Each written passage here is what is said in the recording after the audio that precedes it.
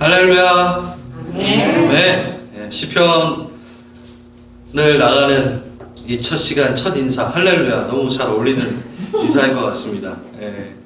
기대가 정말 저는 많이 돼요. 시편 너무 아름다운 책이고요.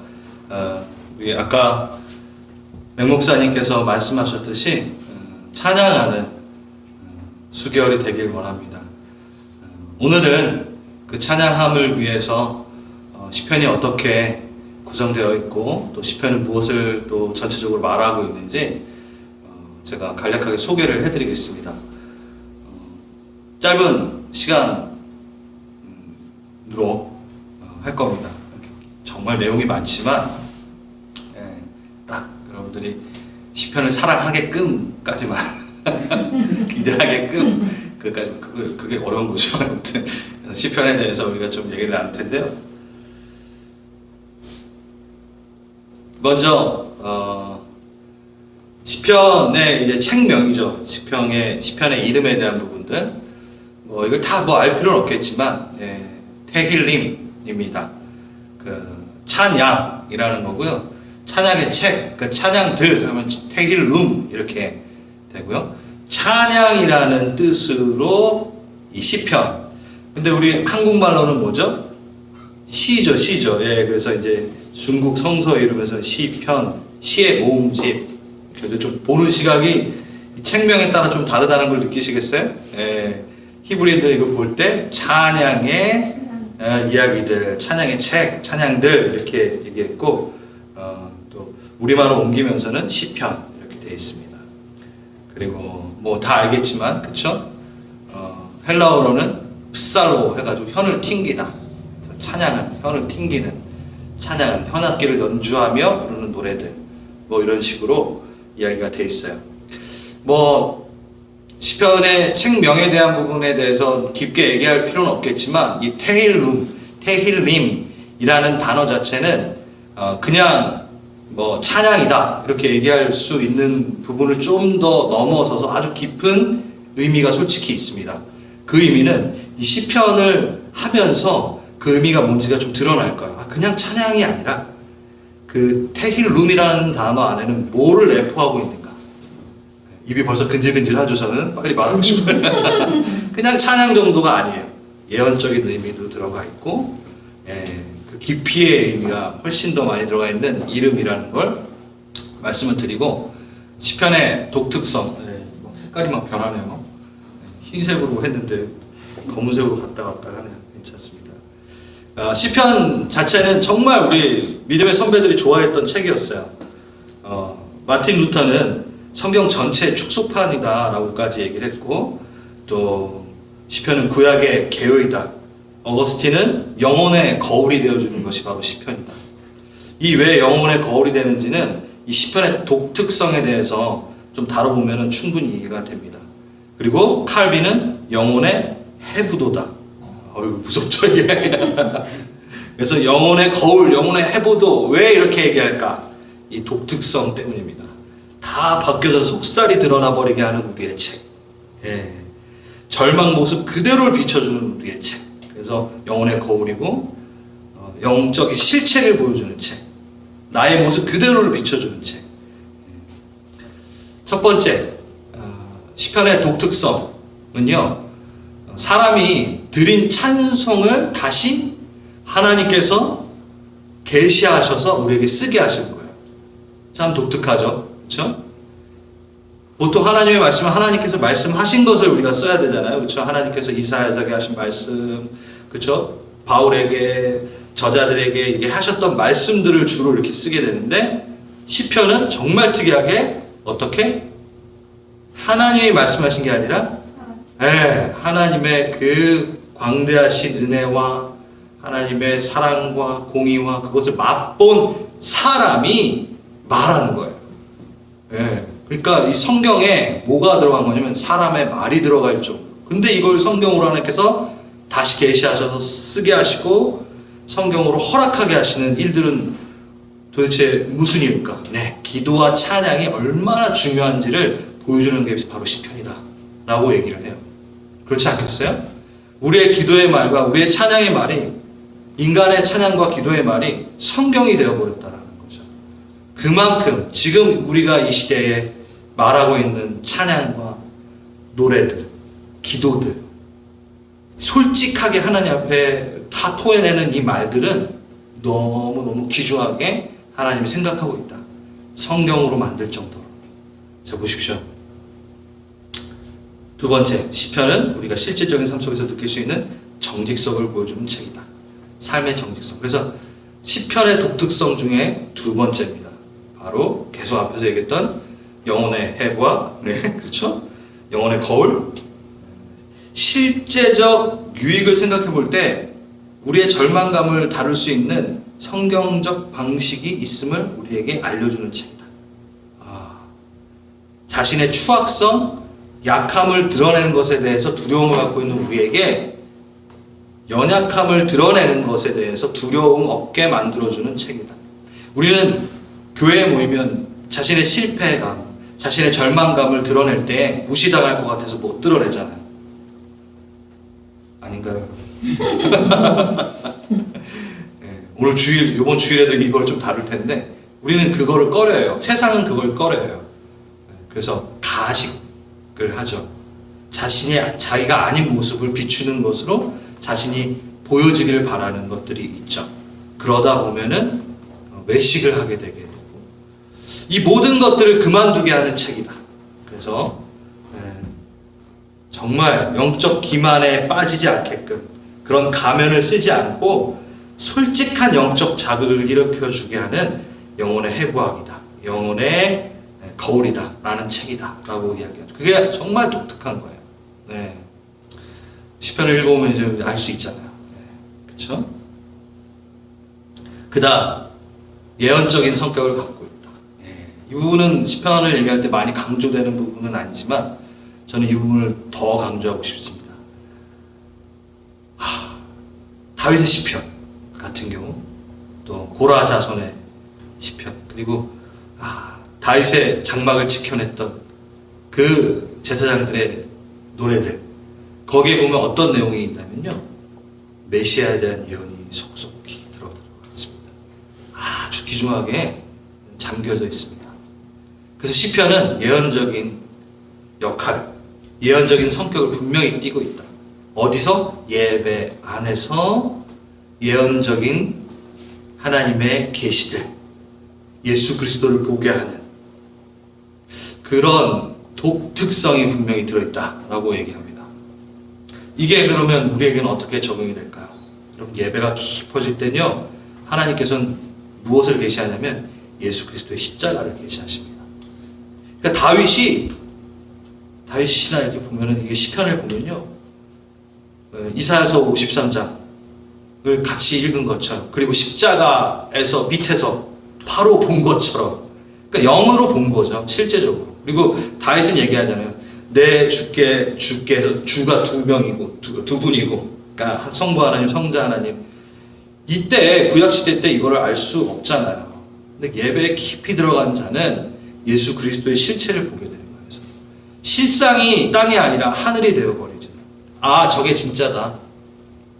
그래서 예수를 보는 거예요. 예수 그리스도의 십자가를 보는 거예요. 그러니까 그 예언적인 것들, 이미 이루어지지 않은 일들까지도 보게 되어지는 일들이 생기고, 그 그리스도의 비밀을 깨닫게 되는 일들이 생기는 게 바로 시편이다. 그래서 시편 가운데 깊이 잠기고, 시편을 통해서 우리가 계속 묵상하고 예배 가운데 정말 기쁨으로 들어갈 때에는 예수 그리스도를 우리에게 분명하게 더 깊게 계시해 줄 것이다. 우리가 알고 있는 부분 정도가 아니라 정말 실제적으로 내 삶 가운데서 만나게 되는 예수 그리스도의 십자가를 보게 될 것이다. 그게 바로 시편의 독특성입니다. 그것뿐만이냐? 아닙니다. 예루살렘아, 예루살렘아, 예루살렘을 칭찬합니다. 성전을 칭찬합니다. 그게 뭐냐면 이 시대의 공동체, 하나님의 위에서 회복된 공동체의 모습을 시편은 얘기해주고 있습니다. 한마디로 말해서 시편을 깊게 묵상하고 시편 가운데 예배에 들어갈 때는요, 내 눈으로 공동체를 바라보는 것이 아니라 하나님의 눈으로 공동체를 바라보는 일들이 생깁니다. 너무 아름답죠. 그러니 마태복음에 나와 있는 첫째, 하나님을 사랑하라. 둘째, 내 몸과 같이 내 이웃을 사랑하라를 이루어내는 책이다. 실질적으로 예수 그리스도를 계시를 보게 되고 하나님께서 원하시는 그 공동체의 모습을 계시하시면서 내가 하나님을 더 사랑하게 되고 이웃을 더 사랑하게 되는, 그리고 또 중보하게 되는 정말 기가 막힌 책이 된 거죠. 책이 되는 거죠. 기대되시나요? 네, 벌써 기대가 되셔야 돼요, 이제. 자, 퀴즈를 좀 내겠습니다. 성경 중에 시가 포함되어 있는 책은 총 몇 개일까요? 여러 개. 대답 잘하셨어요. 아, 지혜롭습니다. 예, 오히려 이렇게 물어보는 게 좋을 것 같아요. 이렇게 대답하는 게 좋을 것 같아요. 성경 66권 중에 5권만 시가 없어요. 시가 포함되어 있지 않아요. 다른 데는 다 시가 포함되어 있습니다. 그래서 전체적인 시편이라고 할 수는 없겠지만 모든 성경에는 이 시, 은유를 따져가지고 적어낸 그러한 아름다운 시들이 다 들어가 있습니다. 두 번째, 이거는 이제 여러분 시편 중에 가장 긴 시편 몇 편일까요? 아, 좋습니다. 역시 수요예배 오신 분들 119편. 그래서 176절로 되어 있죠. 그리고 가장 짧은 시편, 이건 좀 잘 모르실 수 있는데 117편, 딱 2절이에요. 그래서 여러분은 한 편을 외울 수 있다라는 희망을 갖고 한 편을 그냥 우리가 완전히 외워버릴 수 있는 일들이 생길 겁니다. 117편. 자, 그 다음 저자를 좀 보겠습니다. 저자는요, 이 시편이라고 해서 다윗이 다 쓴 건 아닌 건 아시죠? 그렇죠? 다윗은 73편을 기록했고요. 고라자손, 아삽, 여두둔, 솔로몬, 모세 시편도 있어요. 헤만. 그러니까 뭐 한 시기에 다 써진 시가 아닌 거죠. 계속 편집이 되어가지고 모아진 거예요. 솔로몬의 시대 때, 다윗의 시대 때, 또 모세가 했던 것까지 예전에 구전으로 왔던 것들을 적어가지고 또 합치기도 하고. 근데 저자 미상, 작사 미상, 저자 미상이 49편에서 50편, 한 편은 조금 그게 있는데. 그 정도 또 있고요. 그리고 그래서 다른 성경처럼 편이 이렇게 나눠져 있으니까 서론, 본론, 결론 이렇게 이야기 형식으로 되어 있는 게 아니라 각 시의 모음집이니까 각각의 내용이 분명히 있겠죠. 근데 그게 예전에는 그냥 각각의 내용이다, 아무 연관성이 없다라고 생각을 했었어요. 그런데 후대가 아니라 1920년일까요? 잠깐만요. 제가 여기 써놨는데 아무튼 그건 뒤에 나올 것 같습니다. 제가 숫자에 약한가요? 1920년대 시의 어떤 종류, 그러니까 시편의 그 고유의 형식, 우리 한국 사람들 같으면은 그 시조에 따른 운율이 있잖아요.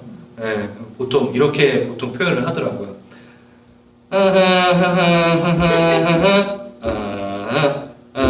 이거 하면은 뭐가 생각나요? 장례식이 생각이 나잖아요.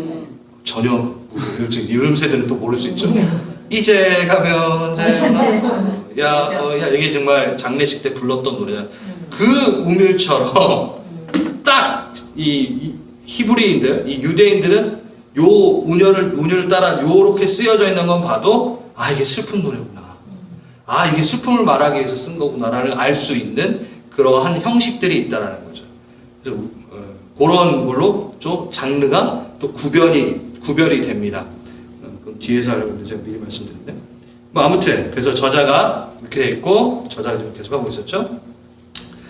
그런데 이제 다윗의 시편이라고 해가지고 다윗이 또 다 쓴 거는 또 아니에요. 왜냐하면은 다윗이 경험했던 그거를 정확하게 표현하는 부분들은 정말 다윗이 썼던 시편도 있지만 다윗 시대에 썼던 시편 또한 다윗의 시라고도 표현을 해놓은 부분이 있죠. 그래서 다윗 시대에 모은 시 이렇게 해서 편찬을 하기도 하고 그렇게 됐습니다. 자, 시편의 구성입니다. 아까 말씀드렸듯이 그냥 각 편마다 그냥 다 쪼개져 있을 수도 있다라고 생각을 했었던 시기가 있었지만 연구를 해보니까 우선 전통 랍비 분류법으로 보면 150편이 5권의 책으로 분류가 되어 있었습니다.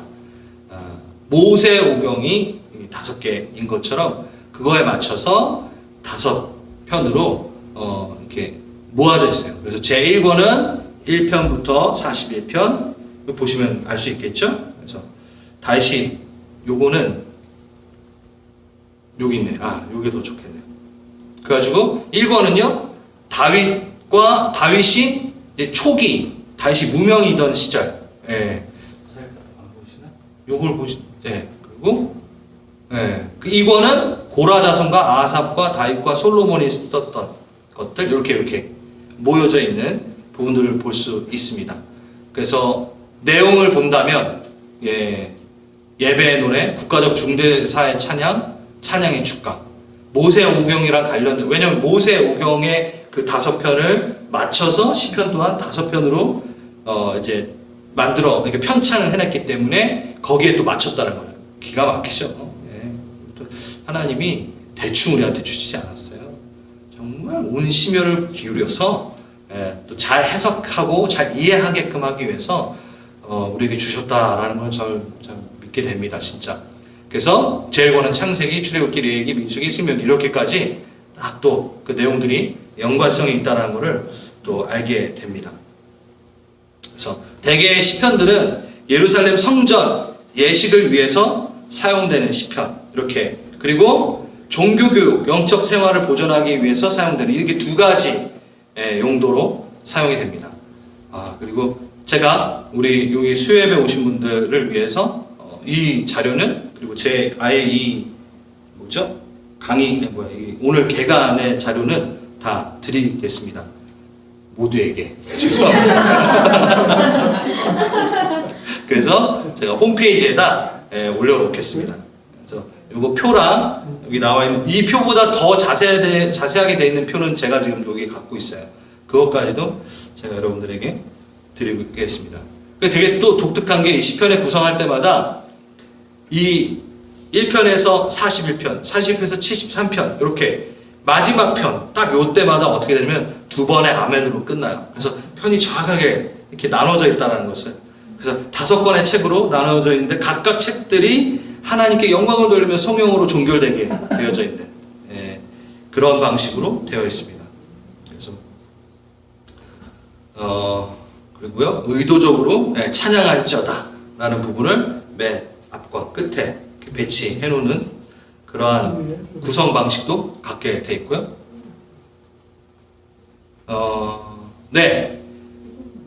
저희 앞으로 이제 시편을 쭉 나갈 텐데 1편하고 2편은 시편의 전체 서론과 같아요. 그러니까 시편을 총망라한 것처럼, 그래서 대표적인 시로 구성이 되어 있습니다. 그래서 시편 1편과 2편은 따로 아마 다음 주부터 이제 시편 1편이 시작되니까 우리 맹 목사님이 시편 1편하고 제가 시편 2편. 근데 그게 이제 좀 이렇게 연관이 있기 때문에 아마 제가 할 때는 1편까지도 조금 같이 섞여지는 2편 뭐 이런 식으로 해가지고 하고요. 그 다음에 이제 제가 그 계획을 말씀을 드리는 건데, 그렇게 한 다음에 3편부터는 매 편마다 나가지 않을 거고요. 좀 이렇게 중요한 시편을 붙잡고 이렇게 나아가는 걸로 하겠습니다. 그래서 150편, 150일이 걸리진 않을 것 같고요. 그렇게 하면은 좀 너무 오래 걸릴 것 같아가지고 그렇게 따라오시면 되겠습니다. 그런데 참 재밌게도 보십시오. 요 표를 이제 다 갖고 계시면 참 이제 이렇게 핸드폰에다 이렇게 해놓으시면, 셀폰에다 놓으시면 되게 좋을 것 같아요. 그래서 다윗의 시집, 그리고 51편에 72편까지는 딱 그 다음이고, 그 다음 고라 시집, 아삽 시집, 이게 어디에 있는지, 이 편은 뭔지 이렇게 나와 있고요. 또 순례자들의 시, 이거는 이제 성전에 올라갈 때 부르는 거, 할렐루야 시집, 이렇게 각 편 할 때마다 이게 어디에 속하는구나 이렇게 하면서 보시면 참 좋아요. 그리고 제가 정말 더 좋은 자료를 드릴 건데, 그건 지금 제가 혼자 갖고 있어요. 그거는 각 편이 이게 무슨 시인지, 개인 탄식시인지, 이게 찬양시인지, 공동체 탄식시인지 아주 세분화돼가지고 나와 있는 거를 제가 올려놓겠습니다. 그러면 이제 여러분들이 이 시편을 딱 볼 때, 이 편은 이런 시구나, 이러한 시로 구성되어 있구나, 이렇게 장르가 구분되는구나를 볼 수 있습니다. 그럼 장르가 어떻게 구분되는지 잠깐 보겠습니다. 크게는 탄식시, 찬양시, 탄식시, 감사시 이렇게 크게는 세 개로 나눠요. 근데 조금 더 세분화한다면 거기에 제왕시, 저주시라고까지도 이제 나오는 부분들이 또 이렇게 붙게 됩니다. 근데 요 시에 대한 장르가 정말 재밌어요. 어떻게 구분이 되는지 정말 몇 개만 제가 말씀을 드리는데, 먼저 찬양시. 찬양시는요, 찬양으로 이렇게 시작을 해요. 그리고 왜 찬양하는지 이유와 내용을 얘기하고 다시 찬양하자고 요청을 해요. 이렇게 구성이 되어 있어요. 그러면서 주님의 지으신 그 모든 세계를 찬양하거나 왕되심을 찬양하거나 왕의 성실함을 찬양하거나 막 이렇게 되죠. 그런데 감사시랑 되게 비슷해요. 네, 당연히 감사하면 찬양을 하잖아요. 그러면 감사시랑은 어떻게 구분이 되는가? 이게 재밌어가지고 여러분 좀 알았으면 좋겠어요. 감사시는요, 하나님을 불러요. 그리고 특정한 시련의 내용을 좀 묘사하고 그 다음에 하나님의 구원의 내용을 간증하고 찬양으로 서원을 해요. 그러니까 이 편 안에 찬양이 계속 나와요. 근데 다른 게 좀 뭐냐면 아주 시편하게 어떻게 구분을 하냐면, 여러분, 감사시는 감사의 조건을 얘기하면서 시련도 있고 뭐 어떤 내용이 있고 하나님의 구원에 대한 간증이 나오면서 찬양을 하는 게 감사시로서 구분하였고, 찬양시는 뭘까요? 힌트를 좀 이렇게 얻으실 것 같은데, 감사할 내용도 없어요. 조건이 없어요. 조건이 충족되지 않아요. 뭐 나에게 뭔가를 하나님이 좀 주셨어, 뭘 갚아주시고 뭐 전혀, 그냥 하나님이니까, 그냥 하나님이시니까 찬양받기에 합당. 오늘 찬양이잖아요. 찬양받기에 합당하시고, 우린 찬양받기에 합당하시는 때 항상 한번 돌아보잖아요. 나한테 뭘 제공하셨는지 찾아보면서 찬양을 할까 말까 고민하고 기도하고 이게 감사할 거리가 있는가 말까. 그건 이제 감사시로 가는 거고요. 찬양시는요, 그건 상관없어요. 그냥 만왕의 왕이시고 온 우주를 창조하신 만물의 주를 그냥 피조물됨으로써 노래를 부르는 거죠. 그게 바로 찬양시입니다. 그 다음에 탄식시가 또 있죠. 탄식시 안에는 저주시가 포함되어 있는 건데, 하나님을 불러요. 그리고 자기가 당하고 있는 고통들, 질병, 관계, 사건, 어떤 나의 마음들, 그것들을 이제 면하게 해달라고 호소를 막 합니다. 그리고 때론 원수들을 복수해달라고 또 얘기하고, 그 안에서 자신의 죄를 토로하고 결백을 막 나는 잘했는데 막 하면서 호소하기도 하고, 그래서 구원을 해주실 것을 믿고 미리 확신하고 신뢰를 듣는다고 하고 찬양으로 이렇게 마무리하는 그런 얘기가, 이런 일들이 있습니다. 근데 이 탄식시 안에서도 되게 재밌는 게 뭐냐면, 시편에 가장 많은 장르 중에 가장 많은 장르가 있는 게 뭘까요? 맞아요. 탄식시예요. 솔직히 우리는 찬양시가 제일 많을 것 같고 감사시가 제일 많을 것 같은데 3분의 1이 탄식시입니다. 그래서 영혼의 해부학이라고 하는 거예요. 그냥 그런 척 하지 말고 정말 하나님 앞에 나와서 다 토해내. 그리고 찬양과 감사로 마무리하는 거. 이 탄식시가 가장 많습니다. 우리랑 똑같죠. 예. 주님 죽을 것 같아요. 힘들어요. 숨기지 말고 주님 앞에 갖고 오라는 겁니다. 모든 고난과 어려움, 상황이 죄로 인해 발생되지 않을 수 있다를 또 보여주는. 예. 그렇죠. 욥기 같은 경우도 욥기를 통해서 우리는 알 수 있잖아요. 무슨 꼭 잘못을 했기 때문에 우리의 상황이 나빠지고 막 그러지 않다라는. 그리고 여기에 복수와 저주를 하는 이제 저주시가 있는데, 이게 고대 문학 형식의 과장 표현법이라고 또 나와 있는 그러한 표현법으로 되죠. 그런데 악에 대한 개인적인 분노의 표현을 말하기보다는 이렇게 항상 얘기를 한다는 거죠. 하나님께서 공의를 세워주시기 바라는 마음으로. 그러니까 그냥 내 억울함이 아니라 하나님은 공의하신 분이니까 하나님의 공의가 이곳에, 하나님의 공의가 나에게 이루어지게. 그러니까 자기 편향된 어떠한 저주를 못하는 거예요. 자기 편향된, 그러니까 내 관점에서 보면 저 사람 잘못했어 해가지고 악인의 일을 부러뜨리고 막 이게 아니라 하나님의 공의 앞에서 그것에 대해서 바로잡아 주십시오라고 하는 게 바로 저들의 그거를 저주할 수 있는, 그래서 우리가 저주하라는 게 아니라 그 맥락 안에서 저주하고 있다는 것을 분명하게 생각해야 됩니다. 그 맥락 안에서 탄식하고 있다는 것. 네, 그거 나도 완전하지 못해 라는 걸 인식한 채 하나님의 공의 앞에서 탄식하고 저주하고 하는 거죠. 이게 정말 중요한 것 같아요. 그래서 그렇죠. 이 부분이 정말 중요한 부분이 누구 앞에서 이걸 하느냐에 대한 부분이 또 이 시편의 묘미입니다. 그냥 믿지 않는 자들은 사람들에게 블레임하기도 하고 이 세상에 신에게 막 블레임하잖아요. 그게 아니라 내가 이것을 하나님 앞에 가져가 가지고 하나님의 공의 앞에서 애절하게 탄식하는 것. 누구 앞에 가져갈 것인가에 대한 부분이 아주 중요한 부분인 것 같습니다. 그리고 제왕시는 예수 그리스도, 그냥 이상적인 그런 메시아가 아니라 완전하신 메시아 구원자에 대한 찬양, 이 부분들이 있고요. 신뢰시, 지혜시 이렇게 또 나눠지기도 합니다. 그거는 이제 하면서 하고요. 히브리 시의 이제 특징, 당연히 모든 시는 이렇게 구성이 되어 있겠죠. 이렇게 좀 하면 됩니다. 시는 노골적으로 표현하지 않고 의도를 감추고 상징과 이미지를 가지고 표현하게 되어 있다라는 겁니다. 그래서 바울 서신과 이렇게 좀 비교를 해보면 이렇게 얘기하면 돼요. 바울 서신은 논리에 호소합니다. 근데 구약의 이 시편은 정서에 호소를 하게 되고요.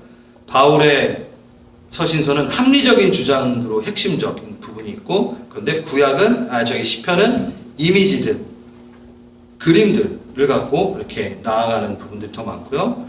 그리고 바울의 서신서 같은 경우에는 구문, 문법, 본문 해석 이것이 되게 중요하게끔 필수적인 부분인데, 이 시편은 비유적 표현들, 비유적으로 어떻게 표현했는가에 대한 부분도 잘 봐야 된다는 것.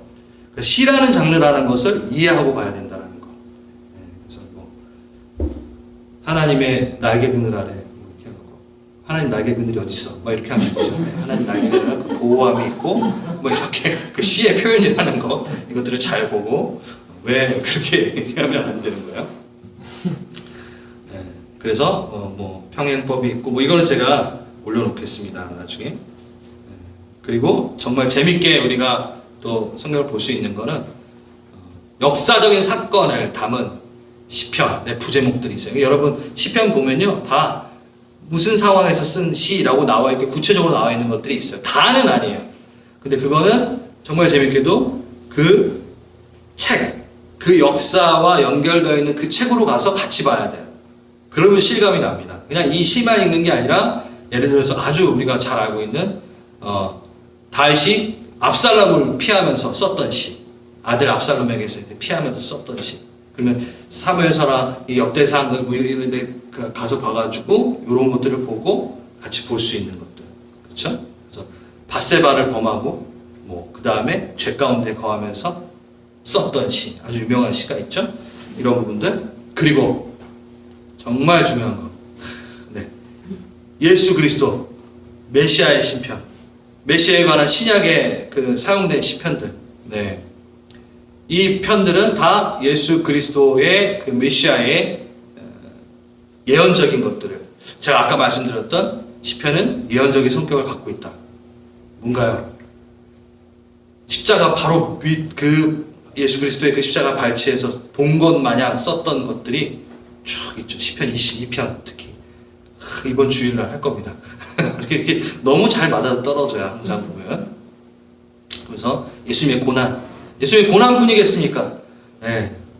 예수님의 영광으로 오시는 그 왕으로 오시는, 다시 그 재림하시는 것까지 쫙 이렇게 나와 있는 부분들이 있죠. 그리고 제가 홈페이지에 올려드릴 것에 대해서는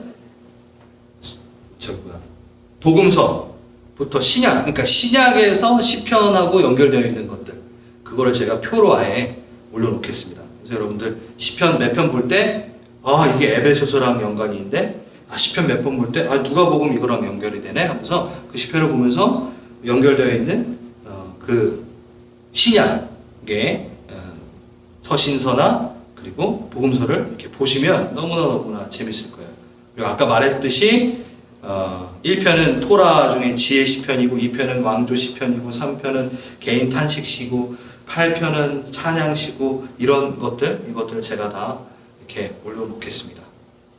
그래서 요거도 좀 재밌어요. 그래서 여러분 보시면 다윗의 초기 생애, 여기 보면은 이렇게 보이시나요? 잘? 시편 편수를 쭉 보면요, 그쵸? 여기 제1권에 다윗의 왕정 초기랑 범죄 후 망명 전에 요 시기에 쓰여진 시가 많죠, 그쵸? 네. 2권, 3권, 4권, 5권 보면은 3권 같은 경우에는 완전히 저쪽 뒤쪽에 대한 부분들이고, 그래서 이런 것들을 또 보면요 되게 재밌습니다. 네.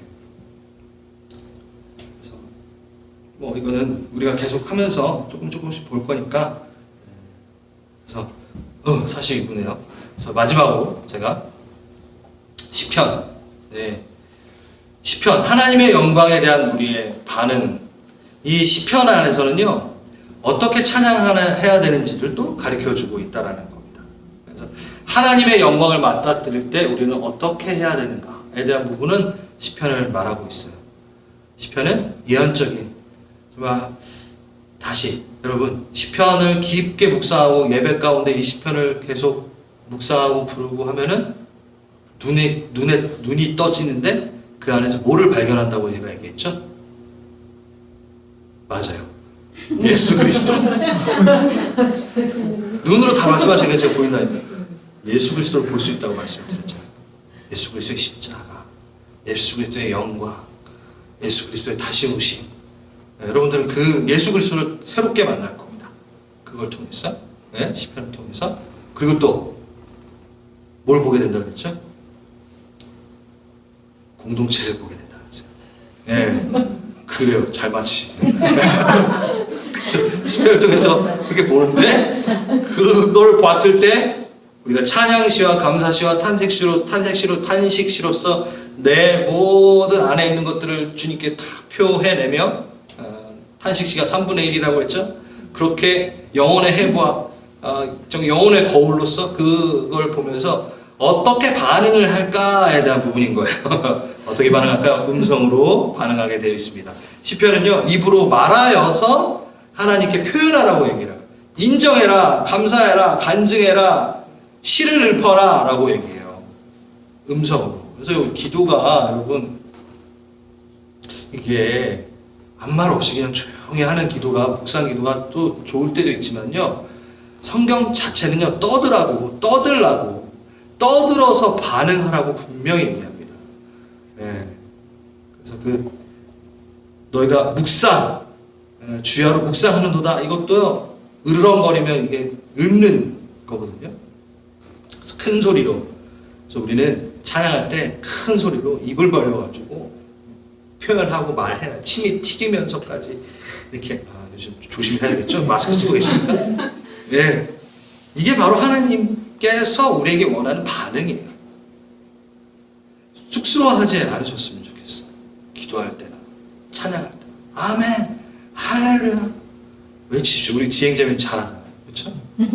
그게 몇몇 소수의 사람의 것이 아닙니다. 하나님을 따르는 자들, 그 자들은요 이게 외치게 돼 있어요. 그리고 시편 가운데 예수 그리스도를 보고 공동체를 보게 되는 그 자들은 테힐룸, 예언적 기도로 쑥 들어가고 예언적 찬양으로 들어간다니까요. 그래서 찬양하면서 그냥 써져 있는 가사만을 얘기하는 게 아니라 시편에 나와 있던 수많은 그 표현들이 내 안에 들어와서 저장되어 있고 사라짐으로 내가 다시금 뿜어내면서 얘기를 하는 거죠. 그러니까 그 예언적인 말들이 나오는 거예요. 새 찬양을 쓰게 되는 거죠. 이게 시편을 묵상한 자들에게 주시는 하나님의 은혜입니다. 그래서 말로 반응하라, 음성으로. 그 다음, 그쵸? 뻔하죠? 손으로, 손뼉치며. 그래서 칭찬할 때나 동의할 때나 긍정할 때나 환영할 때나 기쁨일 때 항상 박수를 치는 것으로 시편은 표현을 해요. 칭찬을 해요. 그냥 말로만 칭찬하지 않고요. 이렇게 하라고 시편에서 나와 있어요. 그럼 우리 말씀대로 해야 되잖아요. 그럼 찬양할 때 우리 손으로 박수 쳐야 돼요. 제가 찬양할 때 가끔 박수 막 치는 거 아세요? 그냥 왜냐면 말로만으로는 안 되는 거예요. 이거 칭송을 받으셔야 되는데 그냥 밋밋하게 말로만 받으시면 안 되니까 왕이시여 할 때 막 박수가 나오는 거예요. 받으십시오. 이건 성경적입니다. 그냥 튀려고 하는 행동이 아닙니다. 그냥 찬양하는 척 보이려고 박수 치는 게 아니에요. 여태까지 오해하시다면 용서해 주십시오. 아니 목사니까 저렇게 하겠지. 이렇게 하지 마십시오. 저는 목사가 되기 전부터 그렇죠? 저랑 함께 있었던 지휘자님 다 저랑 같이 YM 있었던 저는 더 시끄러웠어요 솔직히. 막 계속 이렇게 하고 얼마나 막 높여드리고 싶으면 그러겠어요. 그게 시편에서 그렇게 하래요. 말씀대로 하는 겁니다. 손만이니까 악기로도 하는 겁니다. 손이 악기가 됩니다. 손으로 연주하는 것도 손으로 찬양하는 거잖아요. 두들기고 이 모든 것들이 시편에서는 칭찬을 하면 좀 이렇게 하라라고 얘기하고 있는 거예요. 너가 동의를 한다면 이 말씀에 동의를 한다면 박수 좀 쳐라 이렇게 하는 거예요. 그래서 제가 뭐 이렇게 말하고 되게 반응을 원하잖아요. 그때 여러분 가만히 있으면요.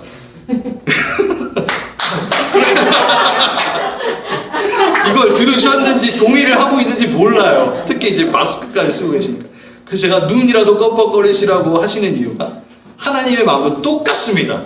예, 하나님 그걸 원하세요. 물론 중심을 보시죠. 그런데 중심 다 보시는 분이 왜 손뼉치라고 하실까요?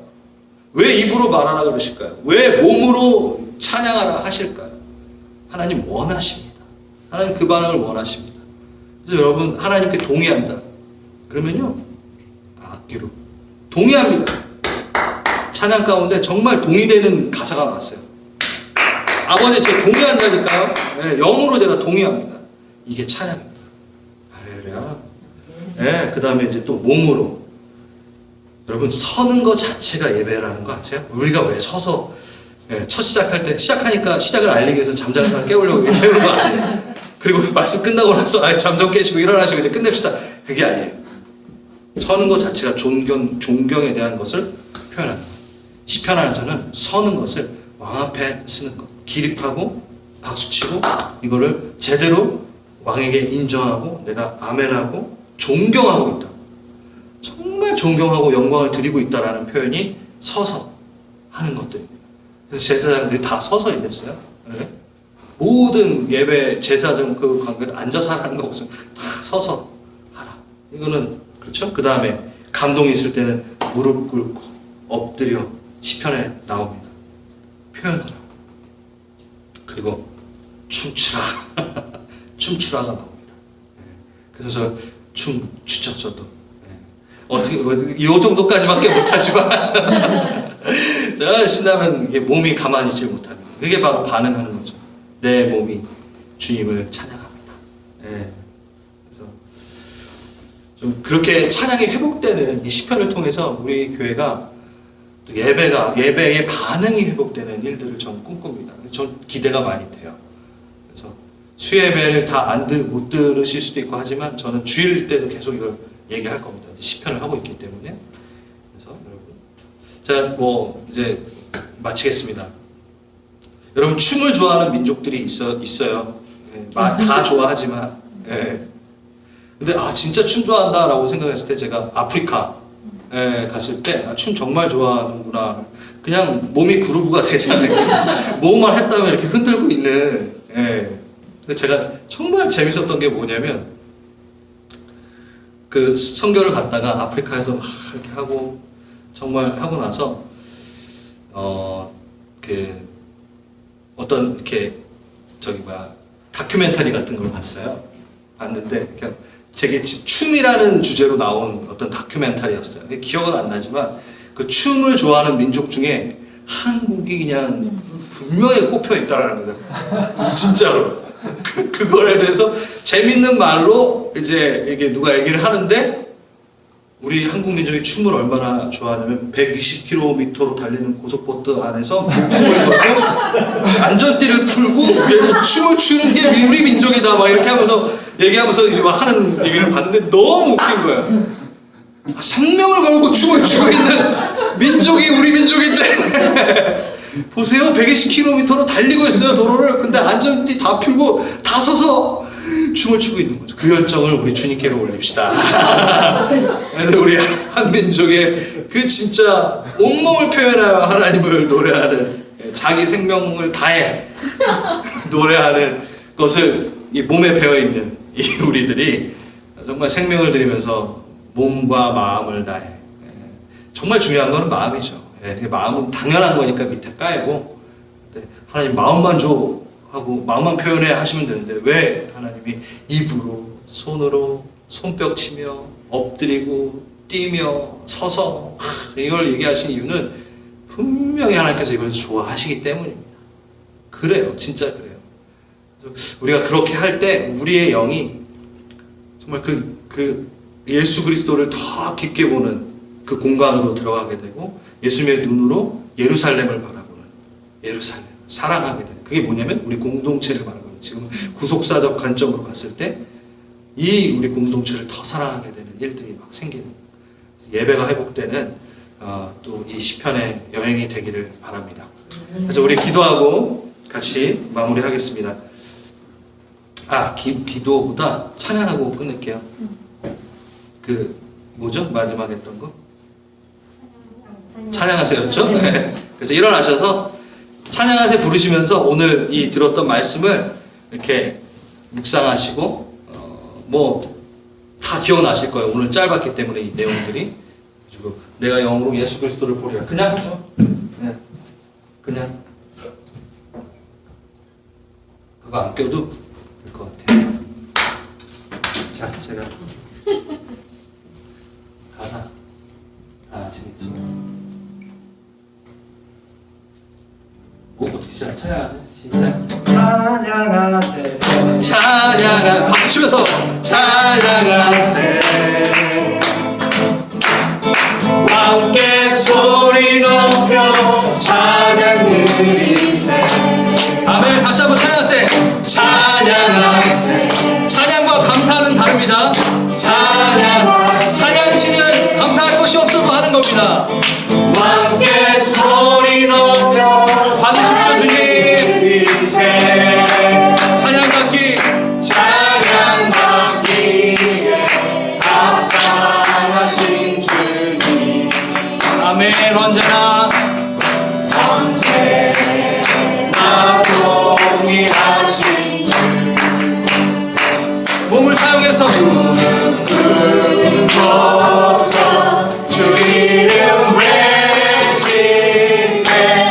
예수 나의 손을 들고 예수 나 표현합시다. 아멘. 예수 나의 왕.